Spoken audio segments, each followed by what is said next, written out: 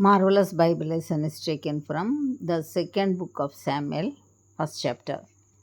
Now it came to pass after the death of Saul, when David was returned from the slaughter of the Amalekites, and David had about 2 days in Ziklag.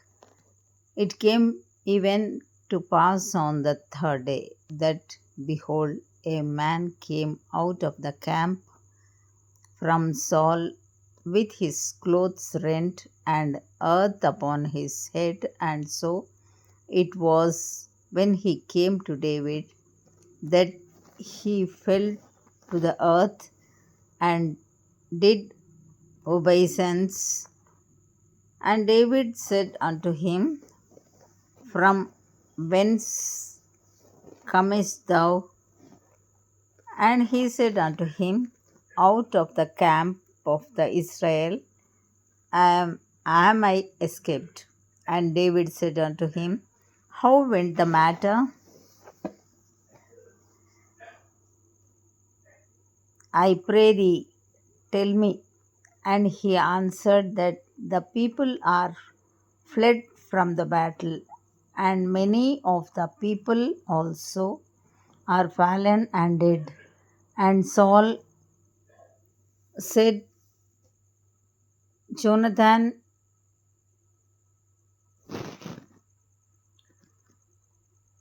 and Saul and Jonathan his son are dead also. And David said unto the young man that told him, How knowest thou that Saul and Jonathan his son be dead?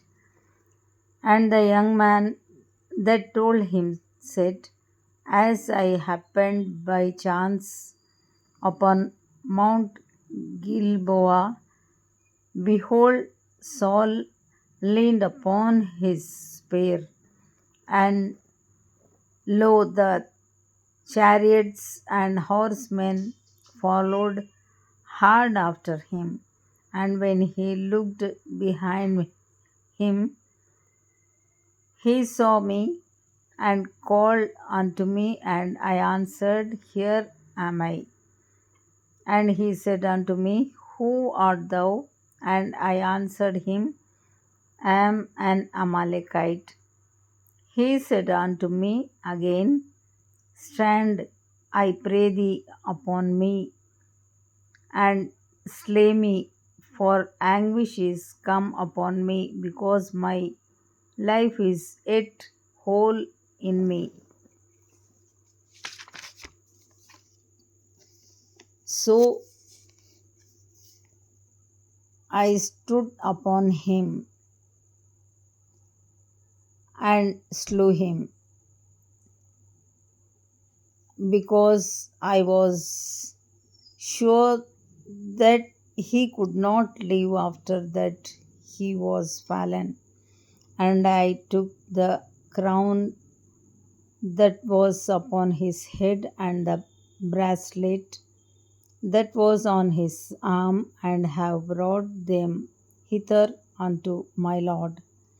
Then David took hold on his clothes and rent them, and likewise all the men that were with him. And they mourned and wept and fasted until even for Saul and for Jonathan his son, and for the people of the Lord,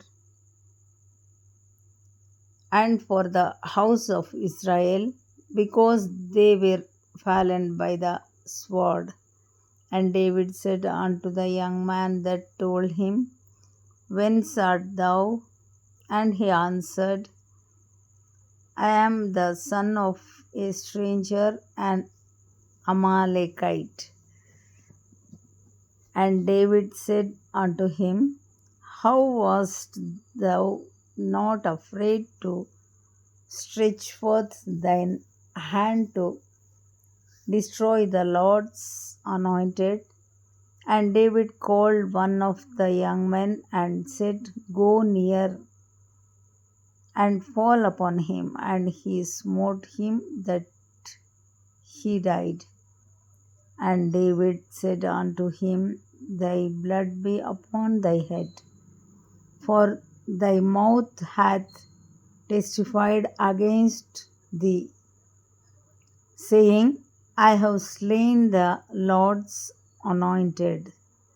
And David lamented with this lamentation over Saul and over Jonathan his son.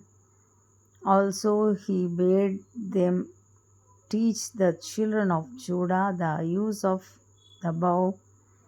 Behold, it is written in the book of Jasher, the beauty of Israel is slain upon thy high places. How are the mighty fallen? Tell it not in Gath, publish it not in the streets of Ashkelon, lest the daughters of the Philistines rejoice, lest the daughters of the uncircumcised triumph.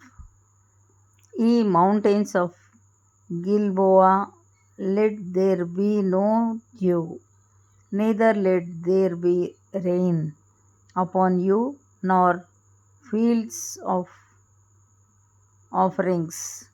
For there the shield of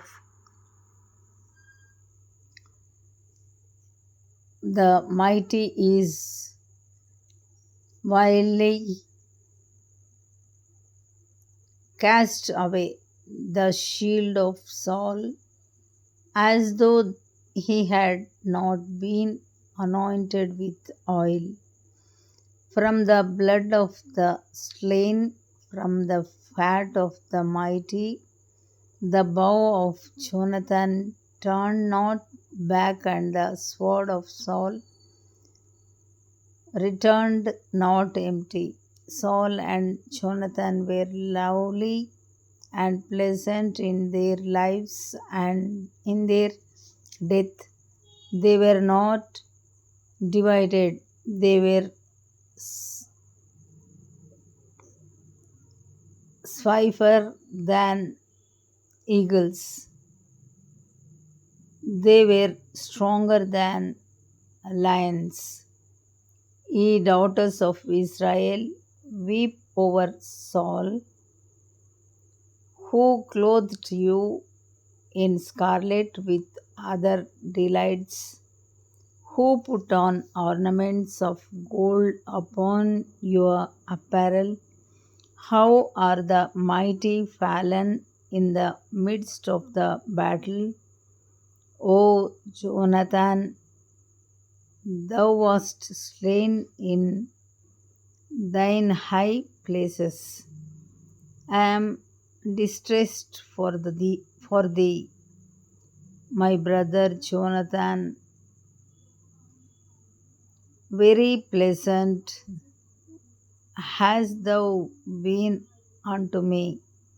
Thy love to me was wonderful, passing the love of women. How are the mighty fallen, and the weapons of war perished? Here ends the Bible lesson.